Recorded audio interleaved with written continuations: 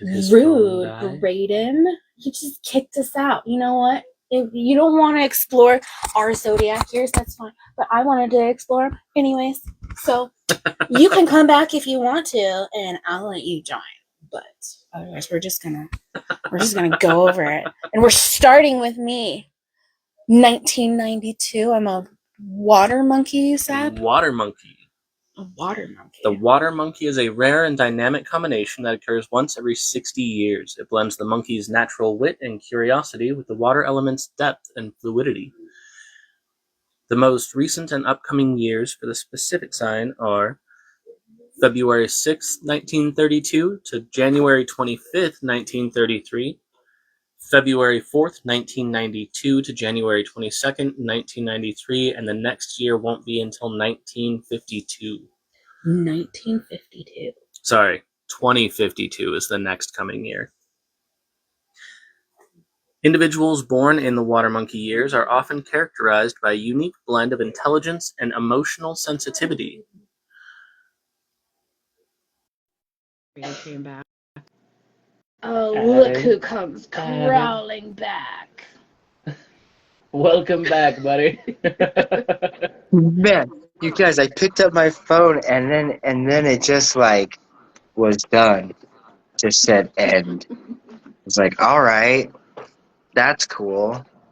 By the way, I guess he just didn't want to start with Whitney's. So it is what it is. I was like, wait, hold on. And I'm like, oh, I just fucking did this. I don't know what I did, but it's gone. Any Juan. I just really wanted to rudely cut you off. I'm so sorry. I don't know what took over me. You're good, no worries. You didn't want to hear about my water monkeying. I'm not sure how much of it you heard. We are on the core personality traits at this point. Yeah, I heard nothing. It's a rare and dynamic combination that occurs once every 60 years. It blends the monkey's natural wit and curiosity with the water element's depth and fluidity. Okay.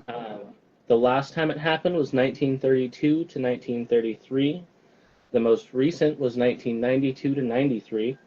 And the next time it will happen is 2052. 2052? Yes. No other water monkey. Till then. Individuals born in water monkey years are often characterized by a unique blend of intelligence and emotional sensitivity. Wait. Really says a lot. So, oh, wait, never mind. I understand now how they can be 60-year increments. Carry on, sorry. Let me just keep interrupting you. You're good. They exhibit exceptional adaptability. Much like water takes the shape of its container, water monkeys are highly flexible and can pivot quickly in uncertain or changing environments.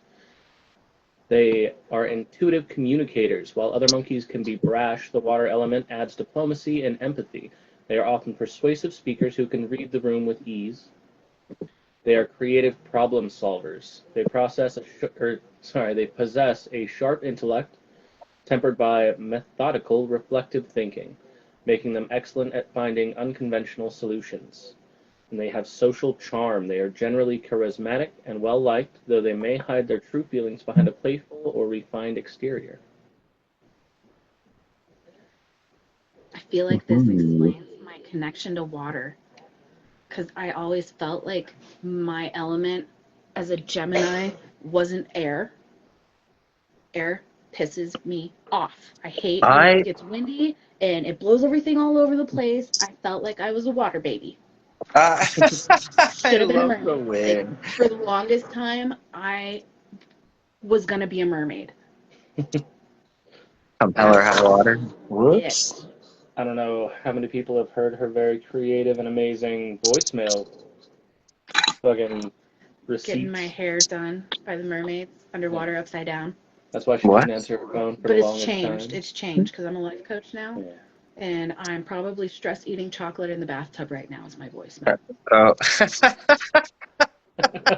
if I'm not with a client, I'm probably stress eating chocolate in the bathtub. I think before that, she was test driving one of her brooms. Yep, I was test driving a broomstick in my previous voicemail. Test driving a broomstick, huh? So I'm a water monkey, which means I could be like, it's close to a sea monkey, or maybe the sea monkeys are my cousins.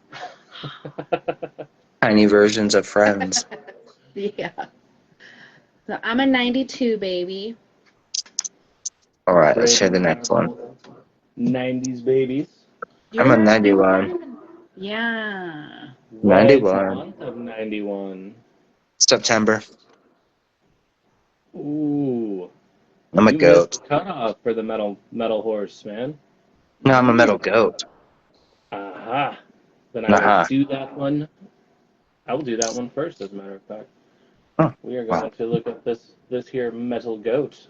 a metal goat, and A Rick is a metal metal goat. horse. You're a metal horse in the year of the fire horse. Zodiac. Ooh, Ooh. that sounds like Metal a forge. goat. Yeah, no kidding. Yep. Or Name of like a this goat. boiler room, you know? Yeah. Or like All a right. locomotive. There you go. In the Chinese zodiac, the metal goat, also known as the metal sheep or ram, refers to individuals born in 1991. The metal element adds a layer of resilience and determination to the goat's naturally gentle nature. Their strengths are they are loyal, stable, and deeply committed to relationships. They possess a natural affinity for the arts and music and are noted for being more decisive than other goat types. They are dual nature. They often balance high artistic idealism with practical efforts to see their dreams through. While they appear elegant and calm, they can be internally shy or sensitive. Their social style is they are drawn to beauty and harmony but may struggle with setting emotional boundaries, sometimes giving too much of themselves to others. Would you like Yeah. to hear your 2026 forecast? Sure, let's hear it. As of early 2026, metal goats are entering a year characterized by a harmful astrological relationship, 6 harms with the horse. Interpersonal dynamics expect subtle challenges like minor communication misunderstandings or hidden opposition rather than major crises. This is a refinement year. It is highly auspicious for those in creative fields to showcase their work, though documenting all communications is advised to avoid office politics. Documenting conversations. Wealth Huh. prospects are stable, but there is a risk of overspending on home improvements or gifts. Budgeting and verifying costs before big purchases are recommended. Hmm. Focus on digestive health and stress management. Meditation and grounding activities like nature walks or pottery are particularly beneficial this year. Wow. Wow. Hmm. I'm glad I don't have to worry about a lot of that because, yeah, I killed the stress aspect. And well, relationships, those are always an ongoing, evolving rareness of sorts. Mm-hmm. And the money and gifts. I've gotten really good at not over giving over this last year, so I feel pretty confident to be able to manage that. So this sounds like it could be my year if I play Yeah. my cards right. Metal goats often excel in careers requiring aesthetic appreciation or emotional intelligence, What? Haha. No what? way. Such as You design, don't music, say. or counseling. They value security and stability in their home life and relationships. In relationships, they are devoted but may take time to settle down due to their high emotional standards. That checks out. That checks out. I've had to do a lot of reworking of my own emotional standards. Let me tell you what. Breaking through some old paradigms. I think that's something that is not realized, but Whitney, we should definitely maybe rope into with the topic that you brought up earlier today. Um, is The different is types of love. yeah, and is recognizing like as you discover more of yourself, the way that you love, or the way that you show love, or the way that you desire to have love will also shift, right? Like, and not just shift Yeah. based off of what you realize, what you want and need, but shift like recognizing that there may be ways that you grew up with that aren't actually copacetic to the way you life now. And so you're like relearning old paradigms. Like for myself, stepping into open relationships that like turns everything on its head and then learning like how to be in my own energy and self and power, or I can't say power, but like sovereignty, right? Like being able to know that at the end of the day, choices reflect me and me alone, and just how much that has shifted how I view what is important in a relationship and why I feel it's important. And a lot of it I'm finding is external value. It's stuff that like really is it's something we've conditioned ourselves to look for as a sign to let us know that we are being loved or that we are loving in turn.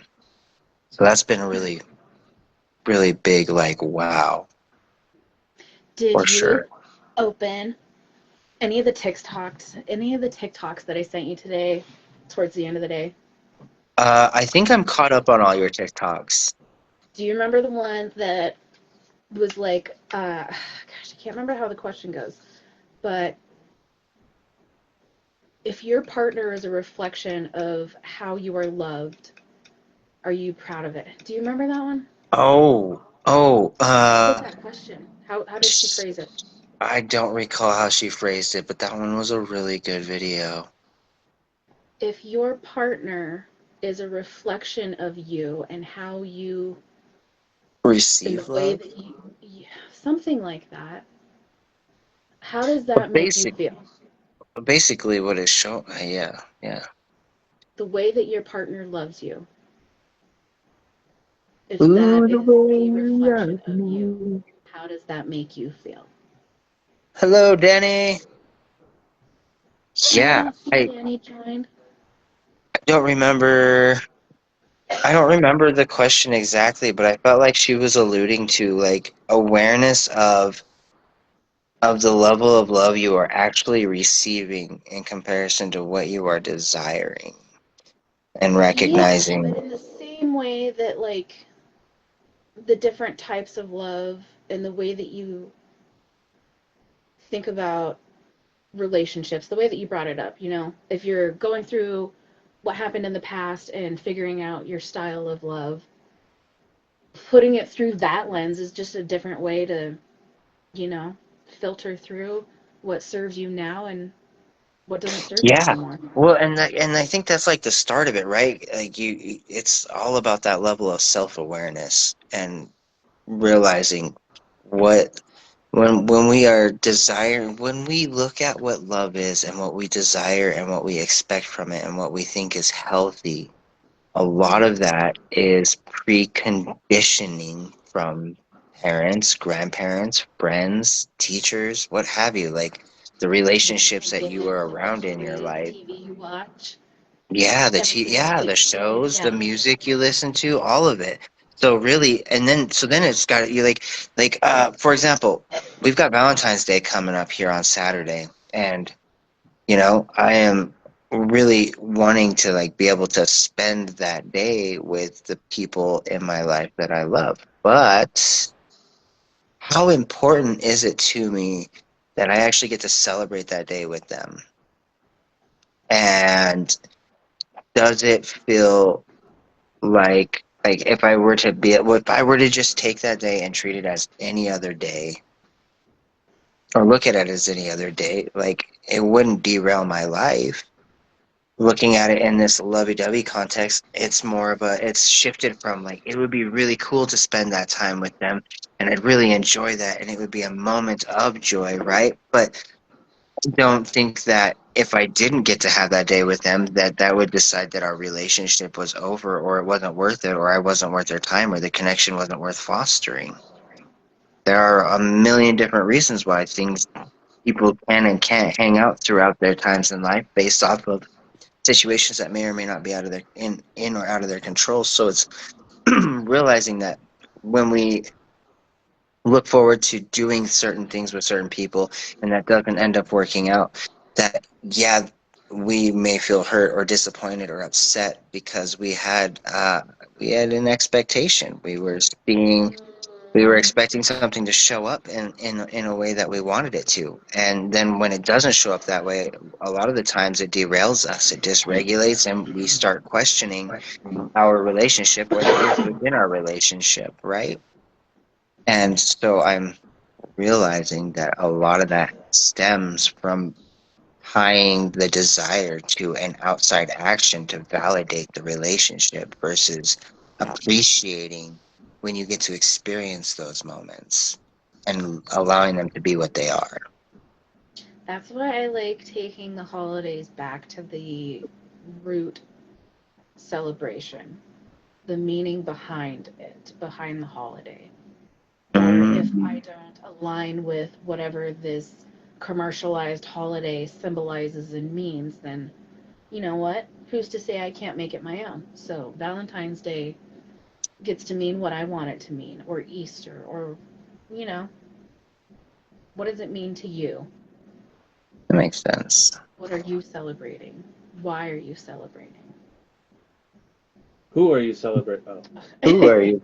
Well, and Well, if actually, it's a that's holiday of love, not far from it, why are though, you right? celebrating? Are you only celebrating because you expect your significant other to do an extraordinary rose petal carpet and go above and beyond? Why? Why are you celebrating this Valentine's Day? conversely, why are you not celebrating this Valentine's Day? Yeah, you know, they're today's day and age has, you know, the Valentine's Day for the single people. I Oh, don't remember what they yep. do, but it's a thing. Cry? I don't know. Stop. Celebrate Yeah. themselves. Make it about self-love. Celebrating, yeah, I don't know, yourself. Yeah, well, and just asking yourself, like, what can I do for myself that would make this day the day that I can look back and be happy with it, you know? How And would you so, want to be well, I mean, but like, that's celebrated slippery when or you say, how would you treated? want to be celebrated? Because then you can start getting into the, well, I would have somebody and they would choose me and they would surprise me and they would do the things for me and they would Oh my show me what gosh, love wow, really way to take is, it you there. know? I was gonna go the But different, that's where people take it. That's where they take it when you ask, how do you want it to be doesn't have to be celebrated? though. You could use the It- 5 different love languages on yourself. How could you Ooh, see, there we celebrate go. you? Yeah, Braden. Hmm. Ugh, get rid No. of that negative crap. Well, I don't care what it's not my other people negative think. stuff. I'm just clarifying. Like, if we're gonna talk about it, let's point out the fact that there are people out there that get negative Nancy with their stuff. So I was like, what's the antidote? But coming at it from that perspective, get behind that. Yeah, if we're celebrating Valentine's Day in our singleness to celebrate self-love, if that's what we were gonna make it, then yeah, I'm just saying, 5 love languages on yourself. Yeah. Yep. Yep. Choose you. Acts of Find it. service, Live it. Love it. physical, all those things. Mm, yeah. Yep. And honestly, guys, like a really good way to get out of your head and into your body and like get out of that pity poor me is go be of service to somebody else. Go hang out with somebody that needs help, that you know could just use a buddy, what have you. Go spend the day with them and see how much happy you are that you got to spend the time with them versus being alone at home, griping and complaining and moaning and If you have groaning. single friends and you go out on Valentine's Day and take advantage of all those couple things with your BFF, I don't know Hmm. about guys doing that, but still, like, guys could do that. I know girls could do that. I think guys could do it if they, I mean, like, you can go to the bar and get drinks and cheers all night long, you know? It could be a thing. Oh Okay, man, cool. Jay and Silent Bob started it with the whole "This is my heterosexual life mate, Bob." But Going out to eat together. You're gonna get that couples deal. yeah. Congratulations. Yeah, congratulations on another Valentine spent with my best friend, Bob. I Bob. like it. Mm. Careful how you spell it.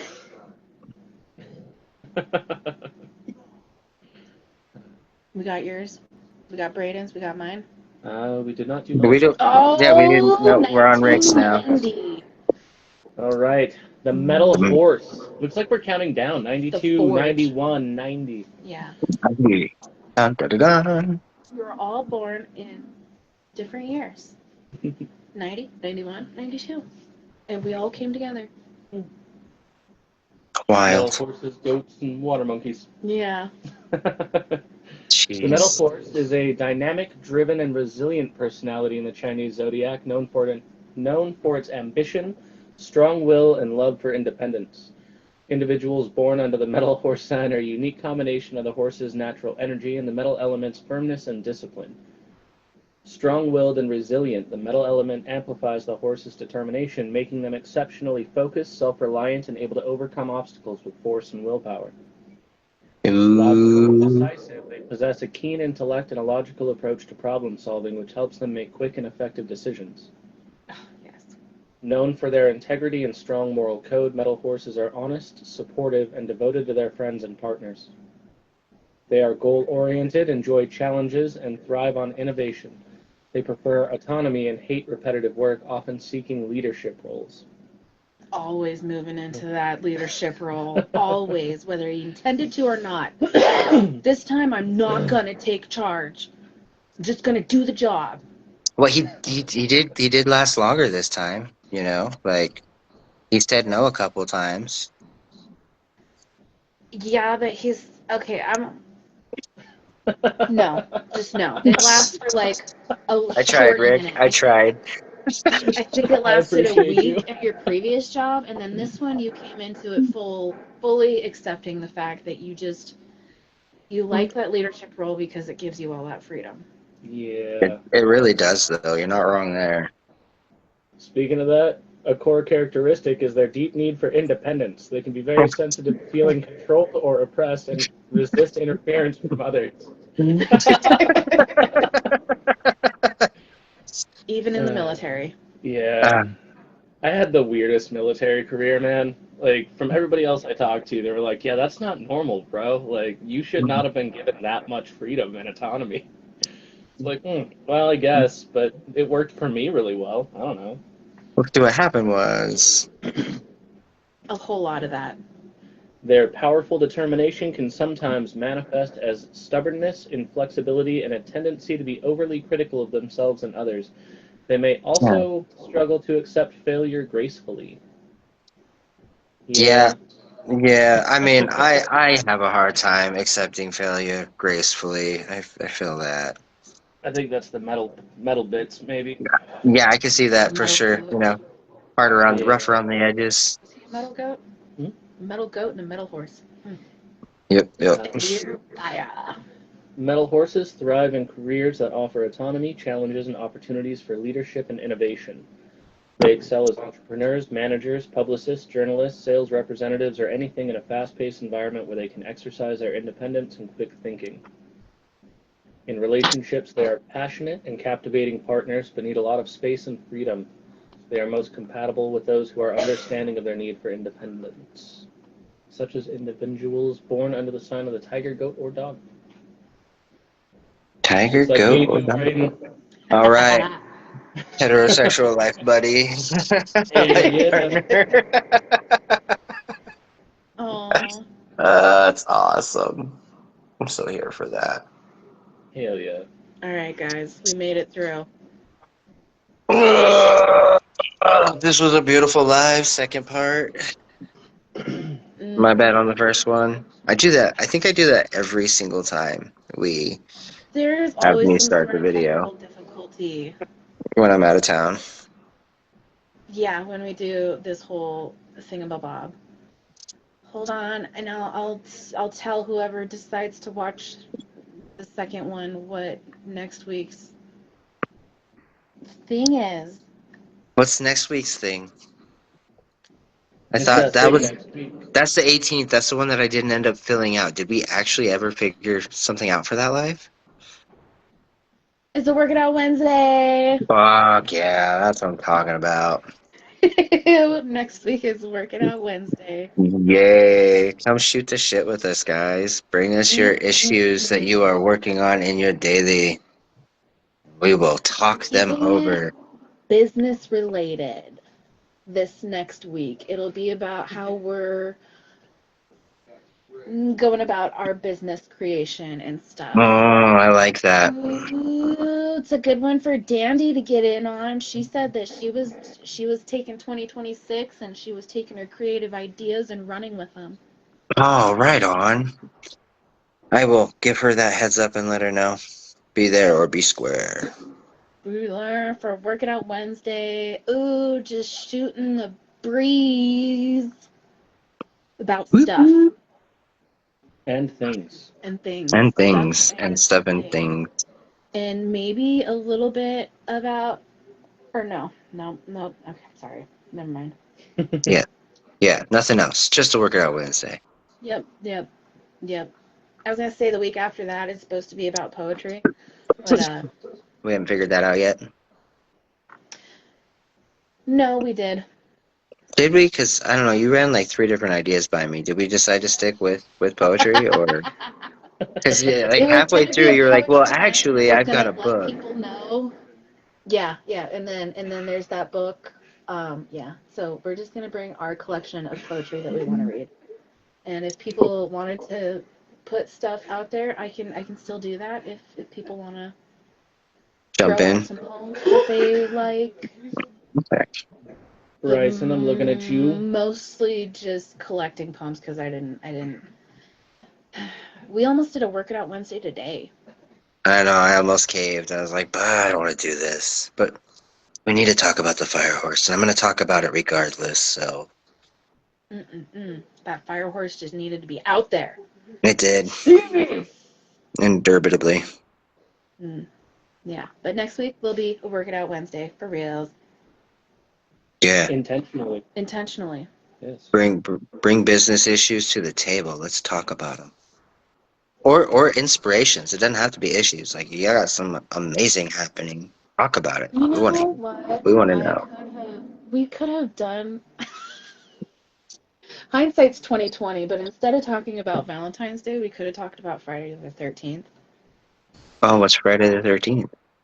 This Friday. Yeah. Yeah, I mean, but like, it's just a Friday the 13th. They happen pretty frequently. The lore behind it. It Oh, didn't see. used to be an unlucky day. I didn't know I didn't know it was an unlucky day. What? You've never heard the Just knew that wasn't Michael Myers or Jason. cat? Somebody be running around killing somebody on Friday the 13th, and Yeah, but there's black cats walking under ladders, the whole like unlucky stuff. Like there's yeah, but I some didn't think that buildings that don't correlated have a to the 13th 13th. floor. Yeah, 13 used to Yeah. be a lucky number, but now it's a very unlucky number. Okay, so this is more about the number 13 and the auspiciousness behind it landing on on a Friday versus just Friday the 13th itself. No, Friday the 13th itself. Oh, Yeah, okay. Well, I'm interested for that one. I'm You'll still have to tell me more about that because I didn't realize there was enough content to do a live on Lunar Friday the 13th. cycles, Oh, hell yeah. women, how we're supposed to have 13 months instead of 12. Okay, but that's not Friday the 13th. That's That's yes, just the it number is. 13. It all Why? leads That's how into, yeah. 13 used to be a good number because of the lunar calendar. All right, but like the 13th lands on other days, and we don't talk about Tuesday the 13th. And then when you're telling me about how like lunar cycles or calendar, like things used to be 13 instead of 12, like, so then we're talking about the number 13. We're not even talking about Friday the 13th anymore. I'm saying we could have done it on all of it, Brayden. Oh, that's what I was trying to get clarified. That's what I was trying to figure out. That's what wasn't making sense in Braden's head. I was like, you said Friday the 13th. Now you're telling me about all these other things. I don't get it. Yeah. All right. Yeah. Now I There understand. could have been a lot of stuff on a Friday the 13th instead of a Valentine's Day and a lunar calendar, but you know, hindsight's 2020. There'll be another Friday 13th this year. We can do it then. Yeah. Yeah, Hopefully, for maybe, sure. possibly. What do you mean, hopefully, maybe? It happens like 6 times a year, I swear.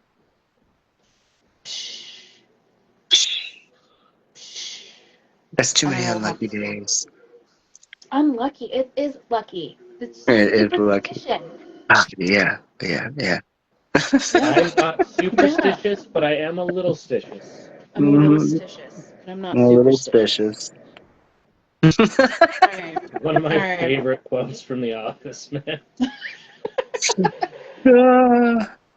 That's good stuff. Yay. I don't even watch that Happy show. Wednesday, guys. It's been 2 hours. Happy Wednesday. All right, I think we'll leave you there. We're done. We're All done. right, guys. We got our calendar dates, zodiacs, and rambled. Whoop, And it was whoop. glorious. All right. All Well, right, guys. So next week, work it out Wednesday. Work It Out Wednesday. That's right. I already forgot. Cool. Happy Valentine's Day in the meantime. After Friday the 13th is Valentine's Day. So, Whoop, have a whoop. blessed rest of your week, guys. All right. Bye. Until next Okay, I time. love you.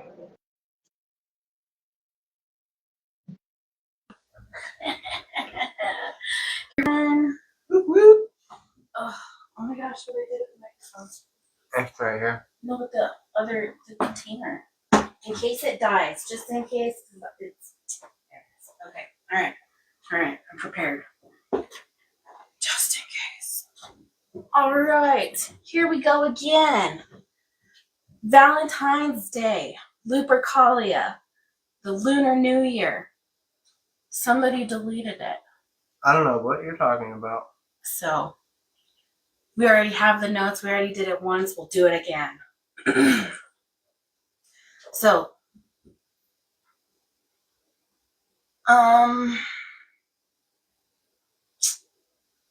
yeah, we're starting with Lupercalia because Valentine's Day didn't start with it. It started with blood goats, fertility rituals, and half-naked men running through ancient Rome. It didn't start with all the lovey-dovey romance. That came way later. Way later. Originally, Lupercalia is celebrated February 13th through February 15th. You've got all the partying and the festivities and the rituals, and it ends on the 15th with a feast.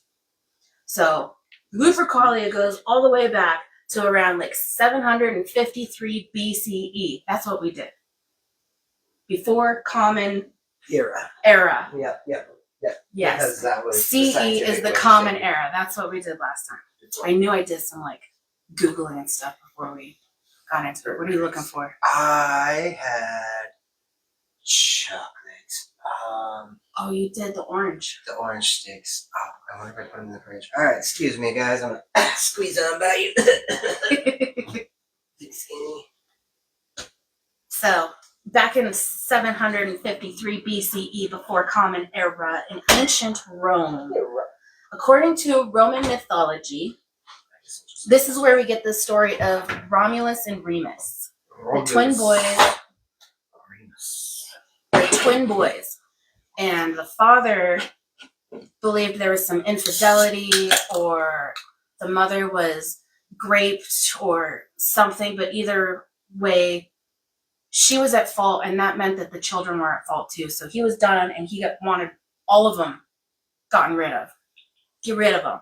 So he instructed a specific person to take the twin boys and throw them in the river, and the wife was going to be dealt with. But the man who took them to the river, he got to the river, and this story just sounds so familiar right here. He decided he didn't want to kill them, and he put them in a basket and sent them down the river.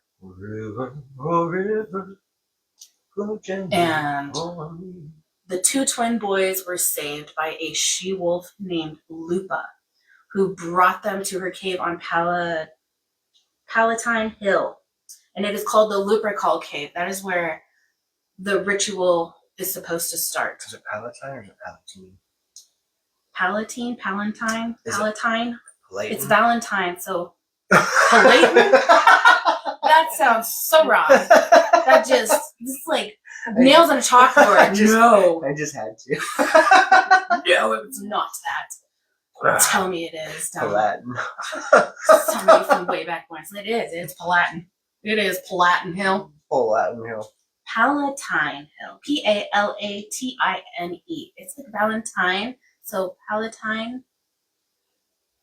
Okay. What is it? Palatine.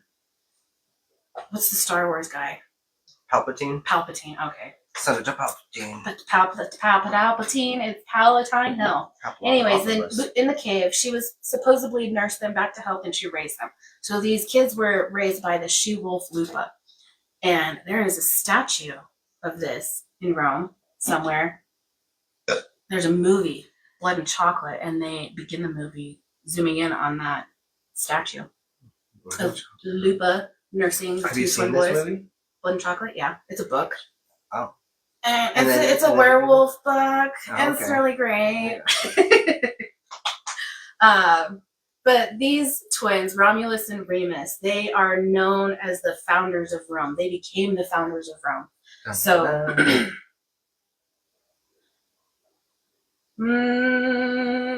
It wasn't me, it was the one-armed man. So the Lupercalia ritual begins with in this cave on Palatine Hill, in the Lupercal cave. That's where the ritual happened. And there are two priests called Luperci, and they represent Romulus and Remus. Luperci doesn't sound right. I want to say Psi. We could figure out the proper way to say it, No, but that's all right. whatever. It just made me think of Cobra Kai. Cobra Kai. That's not a K, it's a C. Well, Luperci. Luperci. Cobra Kai, Luperci. Yeah. Luperci? Luperci. I can see it being Luperci. Is it like? They are the priests. That's pretty. And there's two of them representing Yes. Romulus and Remus, and they are in the cave.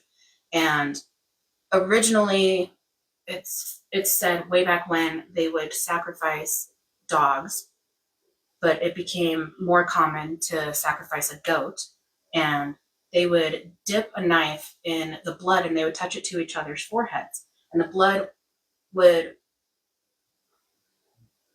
Be be wiped away with Excuse me. goat's milk. You got red and you got white. Ooh, crazy, crazy. And it also happened while everyone was laughing. The wiping away of the blood with the goat's milk would be done while everyone was laughing. And that was to, oh my gosh, I can't remember what I researched. I want to say the positivity and the smiling faces and the noises were cleansing. I could see that. Like laughter is its But there's own like medicine, better right? words that were used and bigger words. But either way, the symbolism of the blood and the milk and the colors and the weird way that we have that, and it's still carried on today in all ways. From all the way back then, we still get the red and the white. Huh. Wild. But later, as time went on and cities were built and cities got bigger and there were more people, oh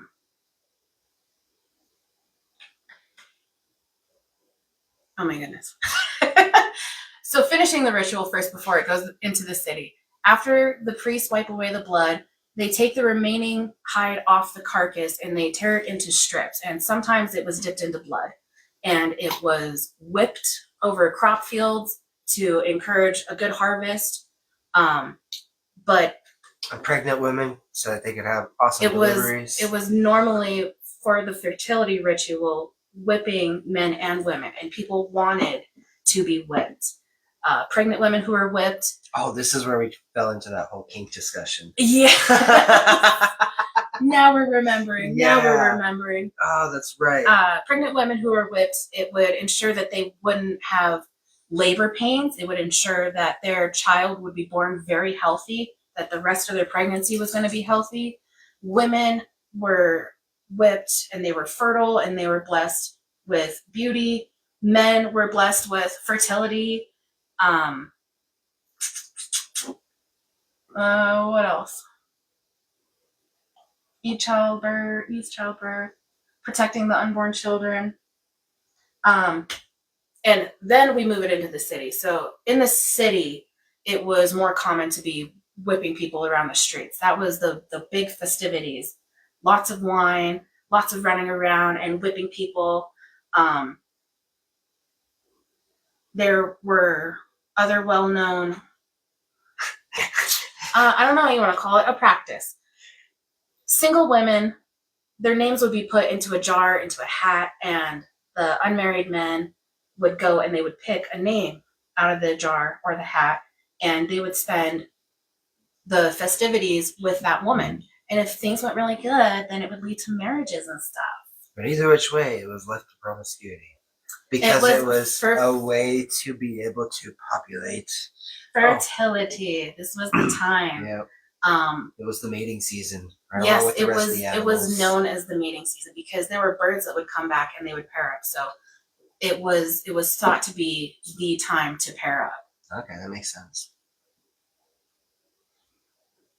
And then we enter Christianity and we enter the Valentines. We got happy holidays with the people with dogs and goat hides. Dog, goat hides, yes. Oh, look at that. Song, dance, fire.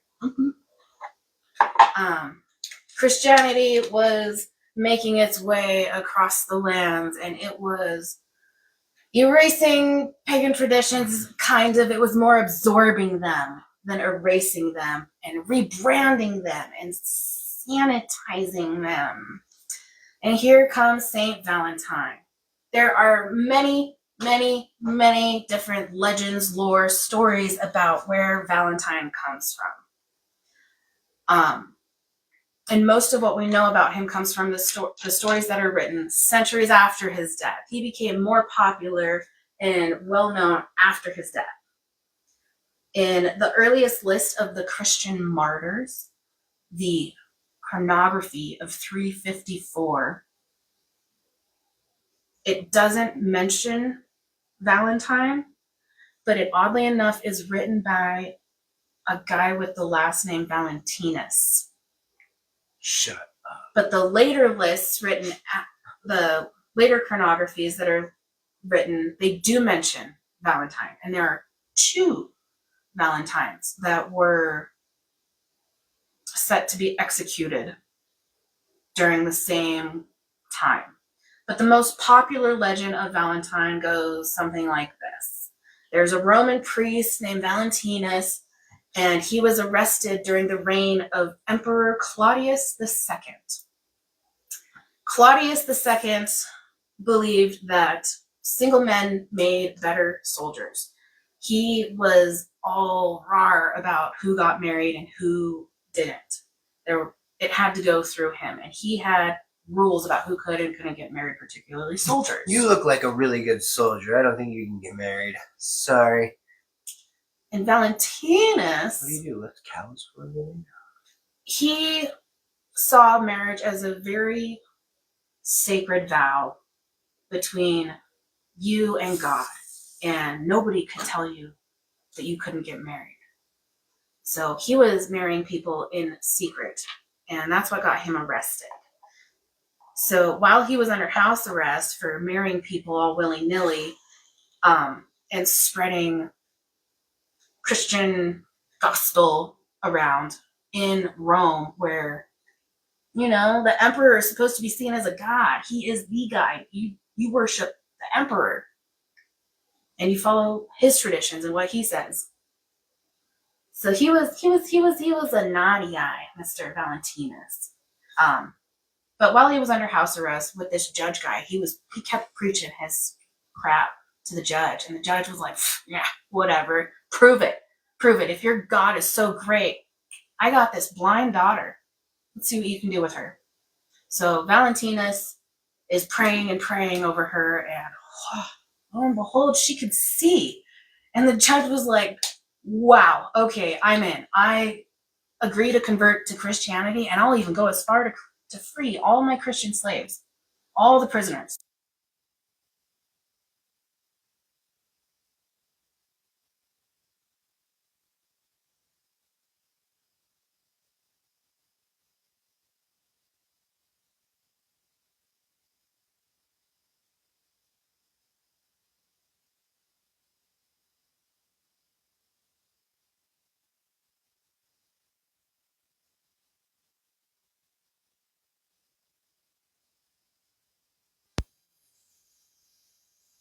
stand-up stories. Otherwise, I'd be like, oh, where'd you go? But yeah, so a lot of the stories like to romanticize that Valentinus, Mr. Saint Valentine, had it out for the judge's daughter. He really liked her. You know, the whole healing of her and his house arrest. They got close. And then he got dead. And so when Valentinus was released off house arrest, he went back to his thing and he was marrying people in secret and he was spouting his Christian faith and trying to convert people. Oh yeah, he didn't stop. He went right back to it. Oh, he would not stop. Okay. Nope, he was very devout. So even on his house arrest, he's like, come to the backyard. Yeah, he converted the judge during his house arrest. That's true. Very true. So he got in trouble again, and Claudius II, after this last time, he's like, I am so done with your crap, Valentinus. You need to recognize me as the god. And if you don't, then I'm gonna get rid of you. And he told Claudius II, the emperor, to his face, no, I do not see you as a god. I refuse. And he executed him. But he was set to be executed, okay? And this is where the lore comes in and the romance comes in. Supposedly, the night before his execution, he wrote a letter and he ended it. It was to the judge's daughter. He wrote a letter to the judge's daughter and he ended it with, from your Valentine. And that was in the lore. And then from there, everybody was like, that's what I got to do to express my love. Mm-hmm. So that version exploded in popularity during the Middle Ages. It was just the most popular version. Bro, did we even tell anybody that we were doing this? I know it was so impromptu. Did you make a post that we were going live? I think I commented on your, like, oops, I erased it. I can't post it. But we didn't make a post.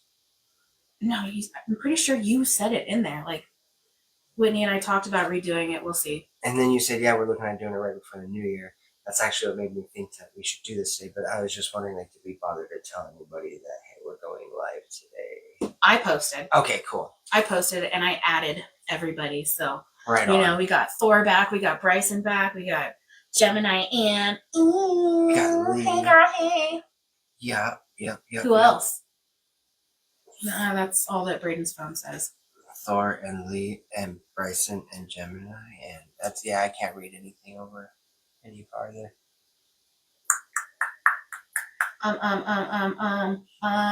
Is it the Middle Ages? I don't know. I can't remember. I thought I'd remember better, but I don't. I kind of remember, and I don't want to skip ahead.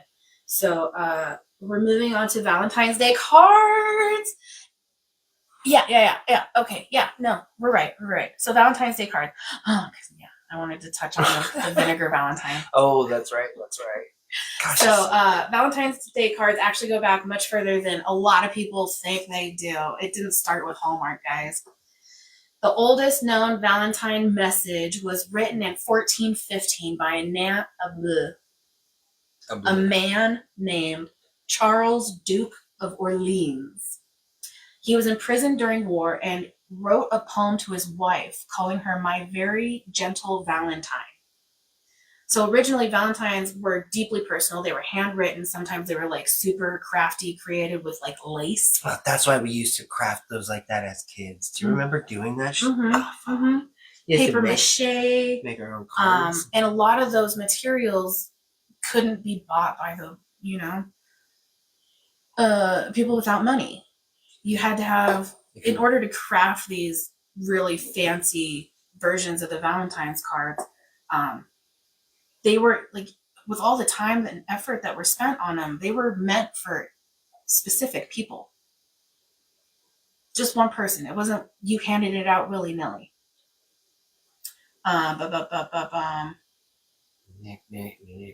They weren't mass-produced. They weren't super performative. It was somebody saying, I'm thinking of you. And then there's those that were thinking so hard about the people they didn't even want in their lives. Yes, and that came later in the 1800s, not the medieval.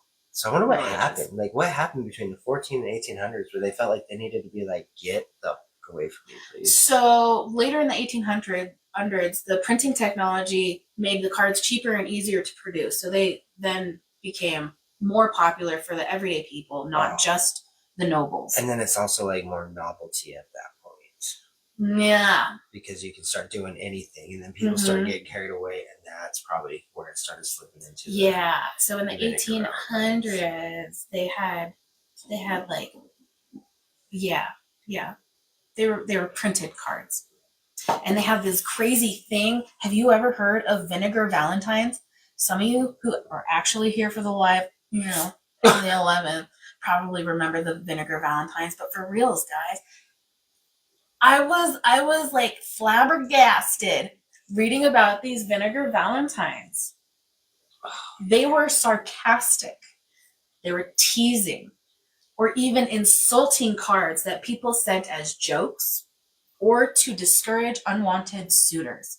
So if a girl had a lot of suitors coming after her and she had like some definitely not you ones, she probably sent him some vinegar Valentine's Day. Like, stop coming to my freaking door, man. It's so passive aggressive. I mean, I get it, right? Like, take a hint, I'm giving a hint, but also like, there's some poor kid out there that's not even bothering. Opening a Valentine's Day thing, and instead of getting romance, you get roasted.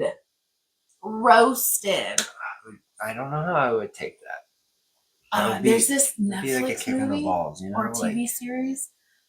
Kick me while I'm down, please. I already don't have a Valentine's, and now you're gonna tell me I'm like not even quality enough to be one. Ow! There was this one show where, like, during that time with the nobles and all the suitors and stuff and the big old like butt things, this lady is like writing nasty letters to people, and they're being sent to people, and people are freaking out because they're like nasty rude, and nobody can figure out who's sending them. That's so and she's just having a blast, like ripping people new ones. And oh my gosh, who would send such a thing? They said what? Oh man. And that just tracks for the vinegar Valentines. Oh man. Mm. That would be what a wonderful way to like let out your aggression. Right? I think she got arrested though. Did she? Well, Yeah, I mean, they finally figured it out. Yeah. Then it's all slander. Oof. It's a lot of slander. Yeah, there you go. I think she got like darker with it eventually. She like, I have the power. Watch me. I'm watching people freak out before me. Gosh, that's wild. Just saving it for Valentine's Day to send your vinegar Valentine. Woof. Yeah. So chocolate. How did chocolate come into Valentine's Day? Chocolate. Because Valentine's Day and chocolate are like basically inseparable now. It's becoming a little more popular to have like the edible arrangements, or I saw beef jerky, like a cute little heart container that was full of beef jerky shaped hearts. I'd be about that. Yeah, super cute. Or like meat roses. I mean, I like chocolate. Just measure just all the different things that they have out there now. But it's basically known all around that Valentine's Day and chocolate go hand in hand. Even though it's not the one holiday that has the most chocolate given out. Oh, yeah, that's what we looked up too. The number one was Halloween. And then the second one was like Easter. And then Valentine's. And then Valentine's Day. Look at that. Look at your memory go. Woo. Good job. Yeah. I was reaching for threads. So chocolate became popular as a Valentine's gift in the 1800s. Again. It's because I was right. Thanks to some very clever marketing by a chocolate company. The company introduced the heart-shaped chocolate box, and people loved it so much that they kept the boxes as keepsake. What? Gosh, that would drive me nuts. Like, all of a sudden, you just see your house cluttered with fucking Valentine's boxes. But if you, there's, okay, so back in the 1800s, though, they were like fancy, like that's true. That's really true. big. They become like the world's fanciest box. Catch-all. Yeah. I mean, think about the little cookie tins and stuff that Grandma always has. Oh, look, it's a sewing container. Yeah, damn it, it's cookies. So weird. That's so where I went with that. I've got one of those containers empty in my what you call it? I might have thrown it out. Oh yeah, it's right up there. Yep. Yeah. Yep. It's not cookies or buttons. And if it was like all fancy and laced out, Yeah, pretty posh pops. So basically, somebody said, "What is love?" But chocolate, and then it stuck. Everybody said, "Yeah, oh my gosh, yes, do it, do it." Oh, that's a grand idea. Damn. Chocolate was also associated with pleasure. It's an aphrodisiac. It's not, but It's not. no, but it was known to be. But the indulgence to have that rich chocolate, it became naturally linked with romance and desire. Speaking of. Oh yes, and then roses. Oh yeah, that's what I wanted. That's what I did last time. The color was. You guys ever had orange sticks? You get them during the holidays. You can get them pretty much anywhere, but I know for sure you can get them at Cracker Barrel. They have dark chocolate and they have milk chocolate ones, and then they have like this flavored The orange gel in the middle. slices. Yeah. That's the orange chocolate. Those, those are good too. I had an empty box of those sitting up there, and Kai's like, "Dad," and she climbs up there. "Can I have some?" I was like, "Babe, do you know how many times I tell you that's the same?" She goes, "Why is it empty? You did this to me once before." I was like, "It's the same box." She goes, "Well, why didn't you throw it away?" I was like, "I don't know. Do you want to throw it away now?" She goes, "Well, yeah." Yeah, it's tricked me too many times. Yeah. I came in, I was like, "Oh, look at that. You're not gonna bring. You said you want chocolate. What about that chocolate? Oh, that's just an empty box." Dude, I was hoping you were gonna bring it down and be like, "Oh yeah, I forgot I had that." Have you ever had these? Yeah, you had them last time. What were they, dark chocolate? I think the last time I had them, they were milk chocolate. I don't remember you having milk chocolate. I don't like milk chocolate. I don't like milk chocolate, guys. All about the dark chocolate. What about roses? Do you know that rose colors have meaning? Oh yeah.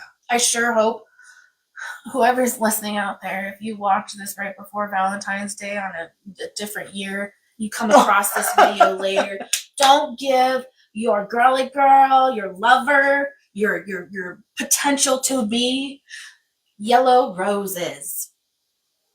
Big no-no.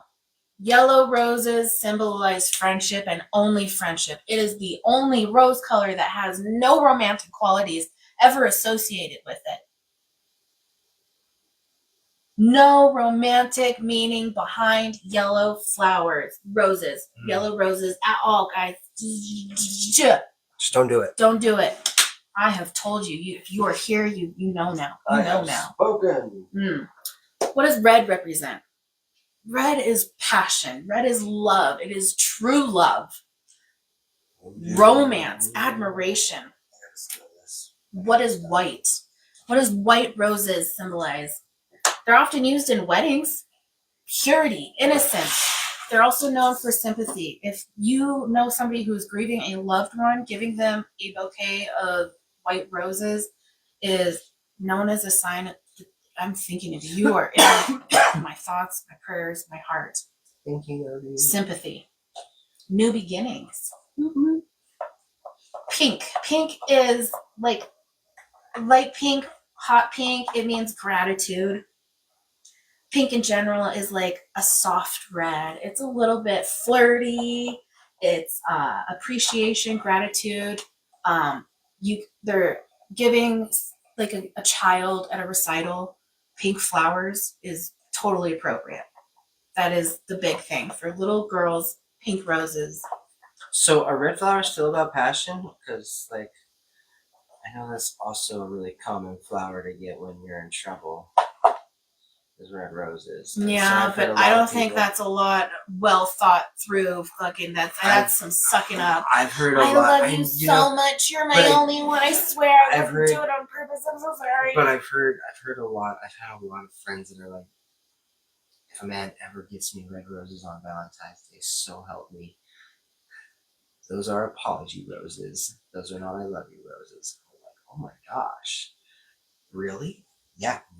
Quite a few of them. I had to check. I was like, "Is this a thing? Is this coming from?" It has like in the same way that there's stereotypical crap out there. Yeah, guys getting girls flowers is like they messed up. That's the only time they get flowers is when they messed up. Mm-hmm. Or white daisies, and then you know they double messed up because they didn't bring roses. Oh, Brayden. Oh, Brayden. Orange roses symbolize desire, enthusiasm, fascination. Purple roses is like a love at first sight, like intense passion, mystery, if you will.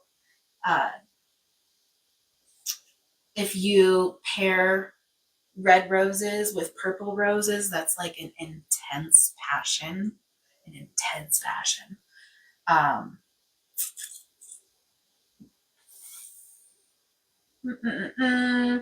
There are green roses out there, and those symbolize renewal, harmony, and growth. Blue roses are a mystery and the unattainable, Google says. And then black symbolizes death, or unless you're like a freaky witchy girl like me, I would head over heels if you could find me black flowers of any kind. And they're out there, and I had black lilies, and then I had my child who was like, oh my gosh, what's it called? Words escape me. He was upset. He was only didn't want to do the yard work, and he was out there with the weed whacker. And I've made it very clear that mom has borders. It's a small, tiny little brick border that I dug into the ground. It's not that big of a fence.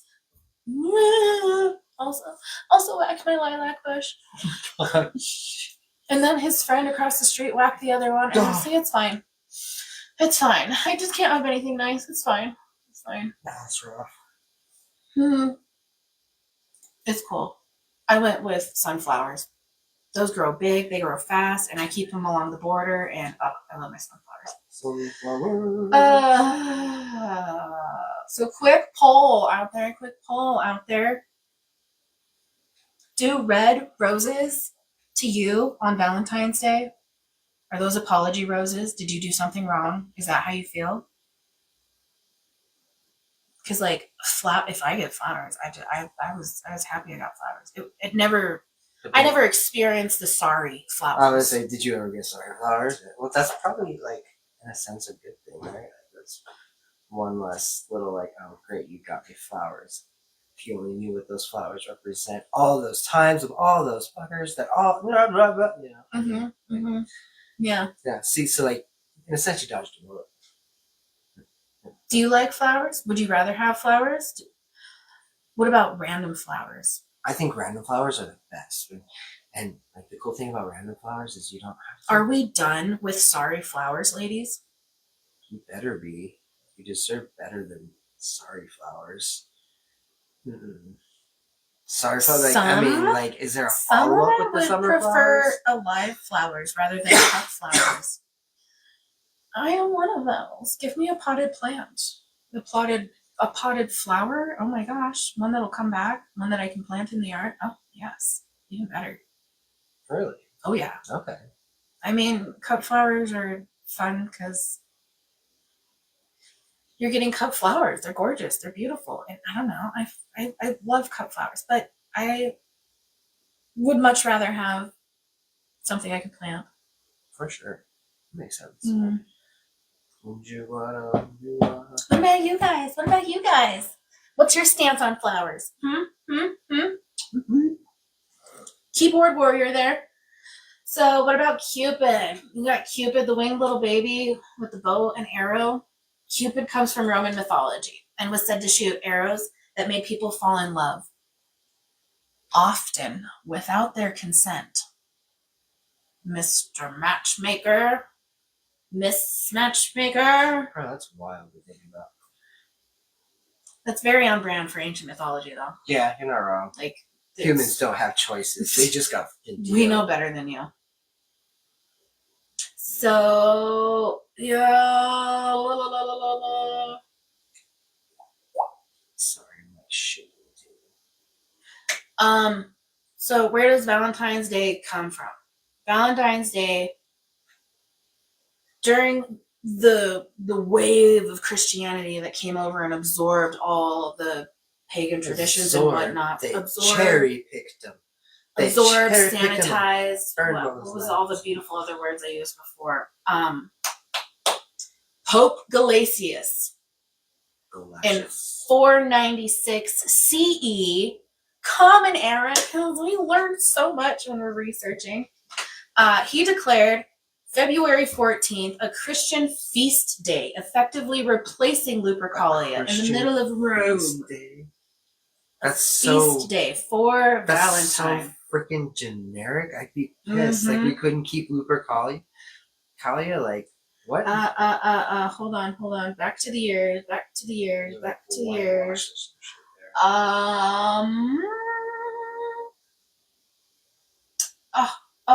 It was hundreds of years. Oh, it's right there. Hundreds of years later, there was nothing that tied. Oh, that's what I had on it. Oh my gosh. There was nothing that tied Mr. Valentinus, to this 496 CE event Christian that just feast happened today. It was around the same time they were trying to wipe the calendar clean and create their own calendar of events. The church was. Is that what Probably, like, we weren't researching the Gregorian calendar today. I don't have all those facts for you. I just figured, you're a wealth of information. I don't know. Something you might have. You don't think you're just gonna find that? Yeah, it's Google. I mean, Pope I guess, Galasius have anything to do with the Gregorian calendar? Gregorian chant? No. Those are really cool, by the way. No, Pope Galasius, who reigned from 492 to 496, right before he died, look at that, had no direct connection to the Gregorian calendar. The Gregorian calendar was introduced by Pope Gregory the XIII in October. 13th. It doesn't say that. Yeah, it does. XIII is 13. I thought you were going to tell me it was October 13th. Oh. It doesn't say that. It was in October 1582. Did I place that just right? Did I say that? About, after yeah. October? I don't know. As I was reading it, I was just, all right, my bad. I had said October in my head. I was about to As read I was that. saying 13? Yeah. Okay. That's great. It's an awesome time. 10, 1, 1, 1. I don't know. Yeah, 13. I'm not going to Google that. We'll believe you. Are you kidding me? I don't read numerology. How would you push? I don't know what Super Bowl it is. I don't It's just either. the Super Bowl VXI. It's cool, man. Yeah, I get that. I think C is 100. I don't know what V is. I know X is 10. I mean, yeah, V is 13. 5. V is 5. X is 10. I's are 1s. And I think the C is Okay. 100. Yeah. Okay. Maybe you're right. Anyways, he had nothing to do with the Gregorian calendar. That was later. Very much later. Much very later. 1582. So back then they still had 13. See, this 13 says months, 496 AD. Oh no, you're messing me up, man. Yeah, it's almost 100 years. But CE. Yeah, but if you saw his lifespan, it was 492 to 496. He wasn't only alive for 4 years. So 492. He reigned then. From Mr. 492 Pope to Galasius. 496. So yeah, but I would assume it's 492 CE too. No, that doesn't make sense. That doesn't make sense I at don't all. remember what AD means. After death. The BCE is supposed to be used because it's more scientific and it's less related to the church. Yeah, I think AD is After death. of Christ. Yeah, Christ. Yep. So the church didn't invent like a cute Valentine's love ritual thing. It relegated it. The fertility ritual became more about vows and morality. The meaning shifted completely.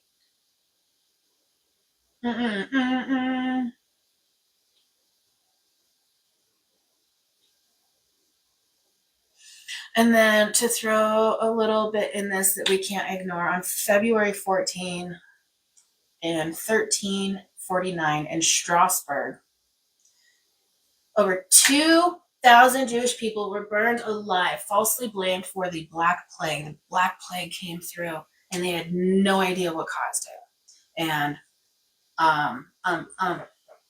But that happened on Valentine's Day? Yes, they gathered all the Jews in Strasbourg, an entire city. Day when an you're supposed to be entire loving city. people, and then you're just like, burn them all. Wow, that is nuts. I'm gonna do it. I want his name. There was a king. There was a king in my notes. Do you keep all your notes? What? Yeah, I do. You keep all of your notes? I do. Oh my gosh. For all the lives? Yeah, I do. I delete it as soon as we're done. Boo, boo, boo.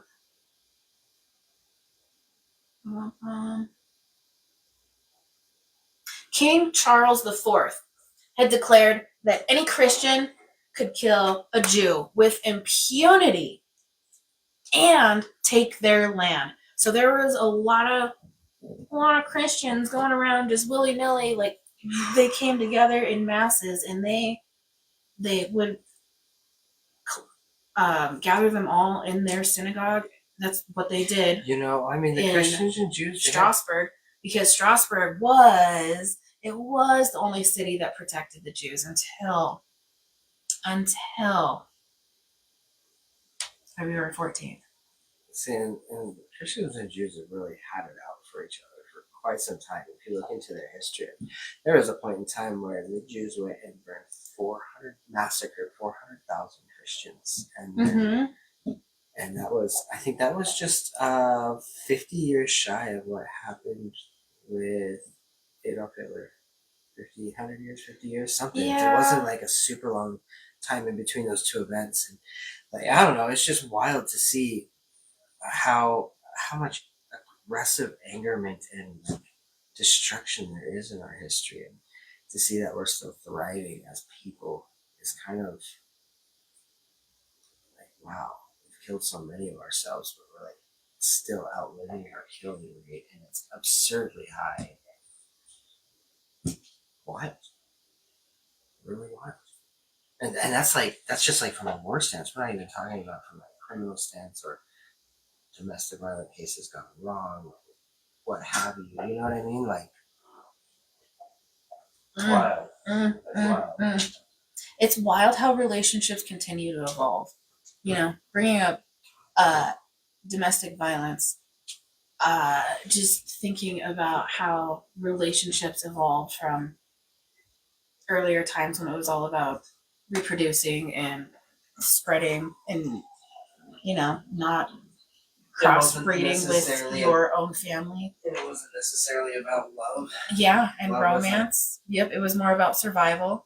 And then when it was more about romance, how it changed and changed and changed. And even today, more kids are like, yeah, no, I'm not like all about having kids. I want, you know what? I don't even think I need to get married. Like, I just want to live.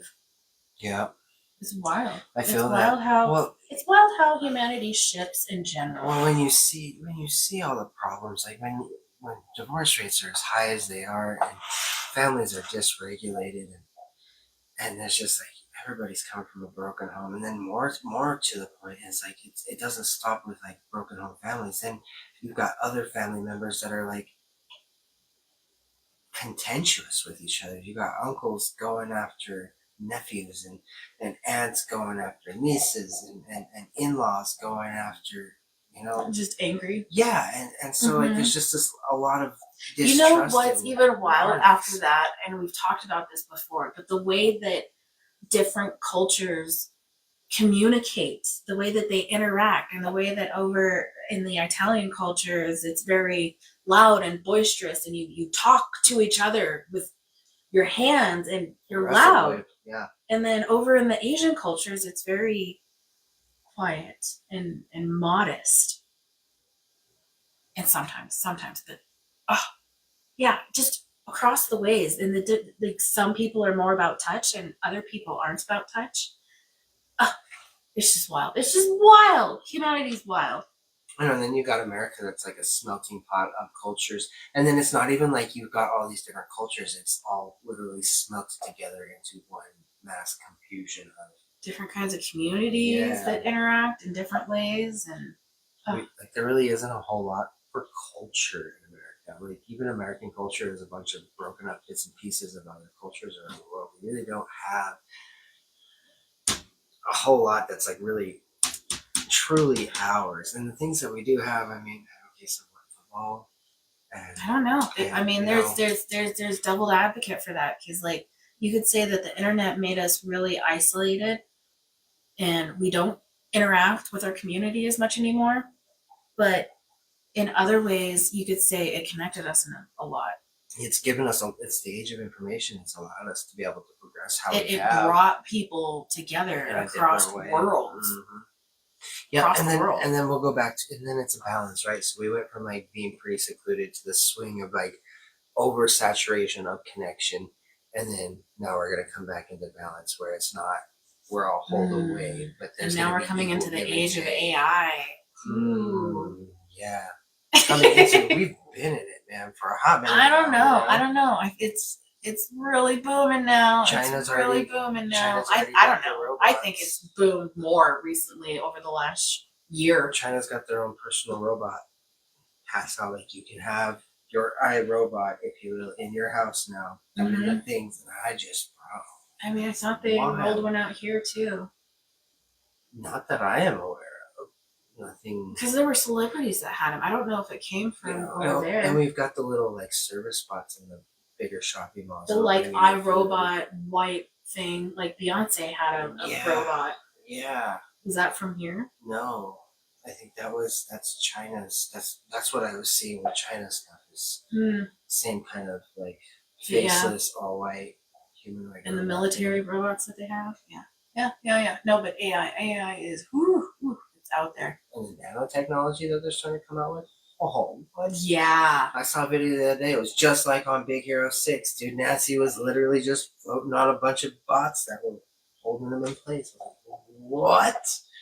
We are here, you guys. It's wild. Mm-hmm. Age of Aquarius.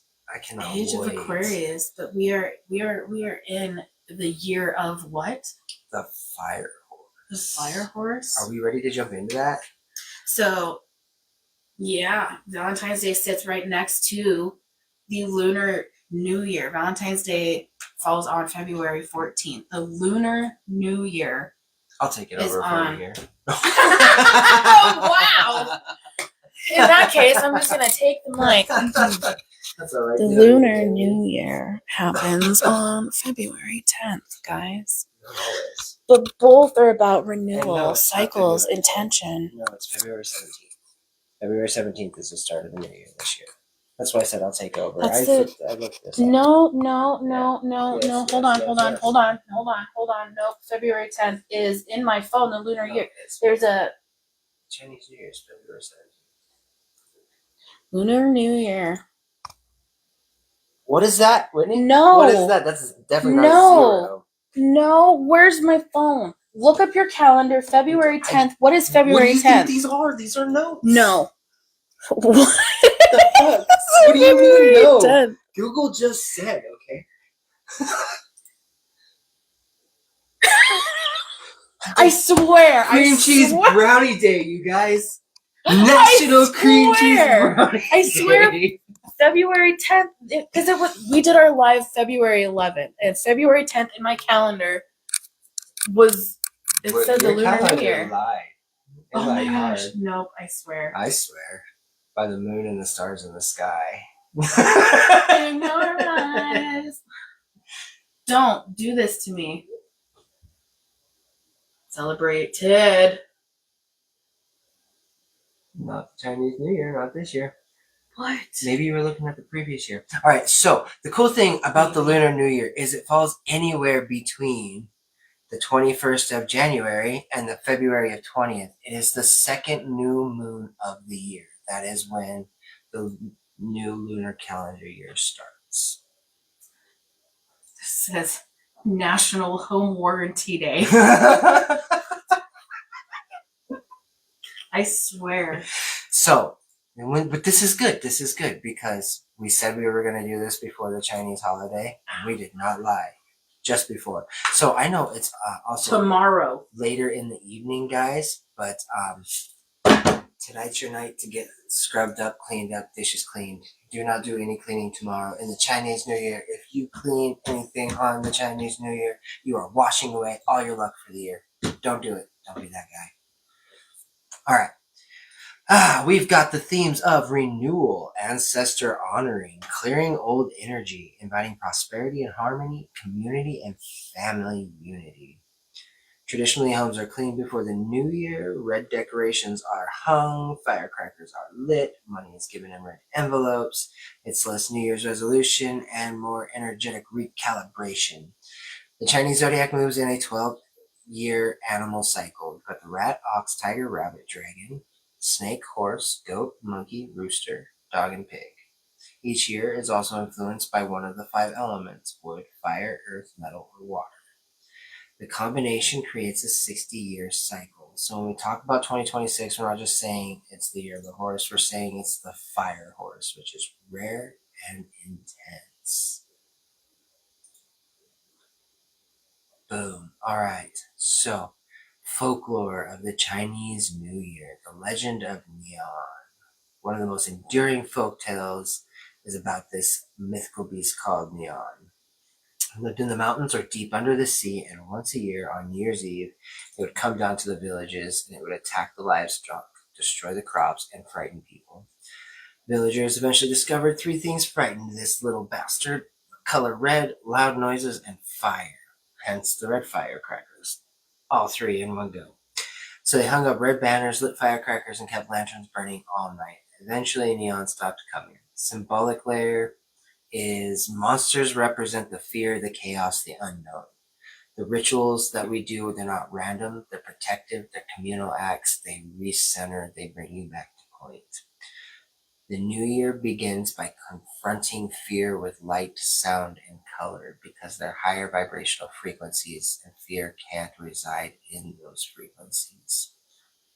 It's not superstition, it's ritualized resilience. All right, now we've got cleaning the house before the new year. Homes are thoroughly cleaned, debts are often settled, haircuts are done before, not during, the new year, because once the new year begins, symbolically sweeping away bad luck is what happens when you're doing the cleaning. You avoid cutting your hair because you're cutting away prosperity. And this reflects the belief that the threshold moments matter. While you are going through your threshold moments, it's not about change. It's about allowing things to be as you are moving through it. So it's not like a hurry up needs to happen before the New Year's. But it's like, if you're going to do these things, do it before or after the new year when you're not messing with your own prosperity. Things you prepare before crossing into the new year's cycle. So this emphasizes intentional transition, respect for beginnings, psychological resets. Like, people prepared well in advance for the Lunar New Year. There's big decorations. There's big events going on. There's a big preparation. There's Huge intention behind it. All right, we've got the red envelopes, the hung bao. They're filled with money and given from elders to children, from employers to employees, between married couples. Red is protection and vitality, and the money is blessing, not transaction. You're not buying your loved ones, you're giving them prosperity. The amount often avoids the number 4, which is associated with death, and favors 8, which is associated, again, with prosperity. It's not about wealth display, it's about transmitting good fortune forward. And you do not open the envelopes in front of the person who gave it to you. It's considered very, very rude. Yeah. And we've got the lion and dragon dances. They drive away evil spirits. They bring luck to businesses. That's the lion dance. Drives away evil spirits, brings luck to businesses. The dragon dance represents strength, wisdom, and control of rain and harvest. It's often longer, requiring many performers, symbolizing unity. These are communal rituals. They are performed publicly, and they energize the space. The idea is movement activates blessing. Just like action, aligned action allows for manifestation to come forward. And it's a great honor to perform these, to be chosen to perform them. All right, 2026, year of the fire horse. The horse is associated with midday, represents movement, travel, speed. linked to charisma and visibility, known for independence and strong will. The horse in Chinese cosmology is yang energy. It is active, it is outward, it is expressive. Yang is masculine. Fire That sounds element. feminine. No, that is yin. Yin is feminine. The fire elements, depending on the cycle. I don't know why it says depending on the cycle. Anyway, fire corresponds with summer, expansion, heart energy, illumination, clarity through intensity. Fire is transformative but unstable if not contained.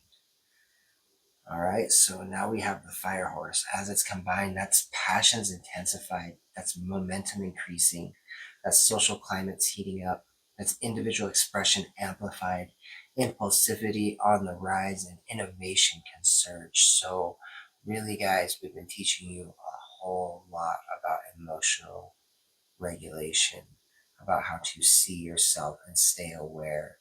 And that's going to serve you guys a lot in this coming year. This coming year is going to be intense. There's going to be a lot of revelation. There's going to be a lot of upheaval. I mean, look at what we've got going on just around the world in our own backyard. So a lot of unrest. We're also in the age of Aquarius. So between these two things happening, a lot of clarity is going to be had. So for those of you that have action. A lot of action. So for those of you that are like struggle bussing with being able to emotionally regulate, be ready for a tumultuous year. Those of you who are doing better with that, really focusing on that, like you guys are going to have every opportunity to hone that skill this year. So be ready. Historically, the fire horse years have been viewed as volatile but powerful. In some East Asian cultures, women born in fire horse years were once believed to be too strong-willed, a superstition that reflects just how intense that energy was perceived. You can share that carefully as, Oh, my neighbor just had a baby girl. Oh, man. But I don't think it was after the new year. So this starts tomorrow. Okay, so then. Cultural framing through life. So Chinese New Year traditions are not random rituals. They are embodied symbolism, fear confronted with the color and sound, chaos met with preparation, prosperity shared communally, and cycles honored intentionally. The year of the fire horse brings movement and heat. It favors action, boldness, and expression, but asks for wisdom in how that fire is directed. And then I guess, you know what, we're going to go back through this. So I might be repeating myself, but we're going to do it anyway. The horse represents movement, visibility, independence, momentum. Fire represents intensity, illumination, transformation, expansion. So fast moving and expressive. Like Braden's doing right now. Yep. Accelerated change, strong emotional expression, increased public visibility, a push towards independence and bold decision. Heightened passion. Sounds like the year to kick your kids out. Heightened passion in both constructive and reactive forms. It's not a quiet archetype. It tends to expose what has been simmering beneath the surface. It favors action over hesitation. So what this could mean for the collective, a fire horse year often feels like momentum increased, conversations speeding up, decisions coming faster, emotions feeling closer to the surface. Maybe a year where people feel restless in stagnant environments, creative projects move quickly, social climates feel heated, leadership and individuality become more visible.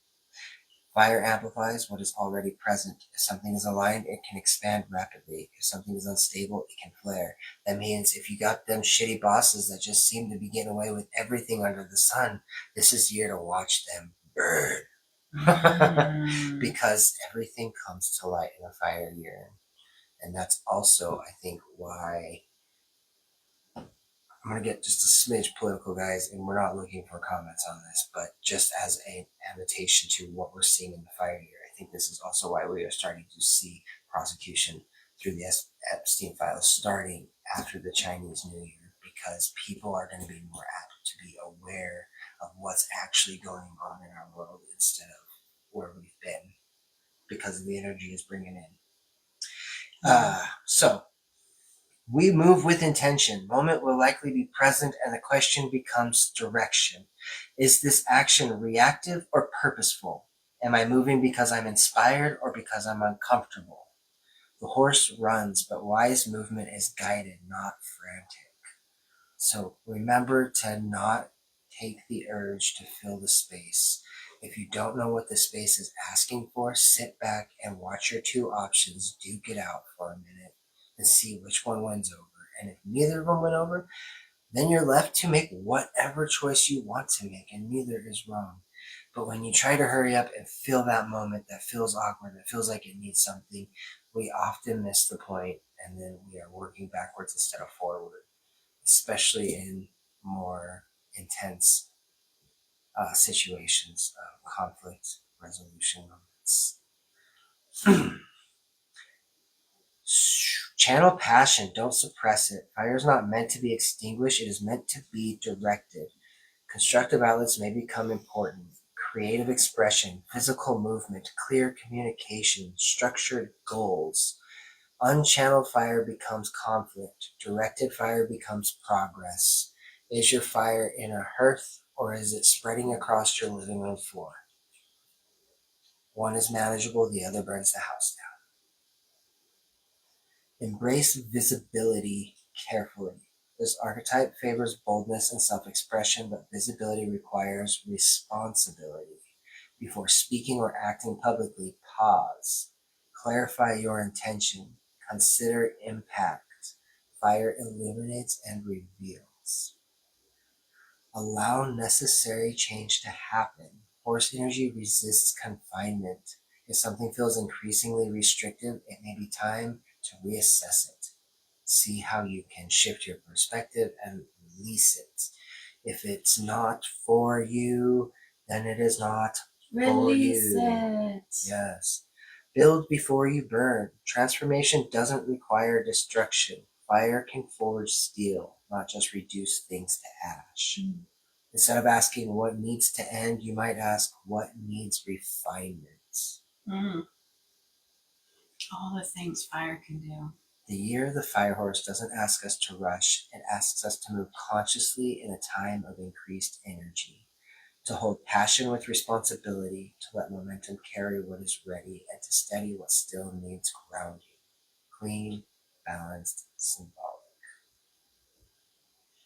And that's it, guys. That's what I've got.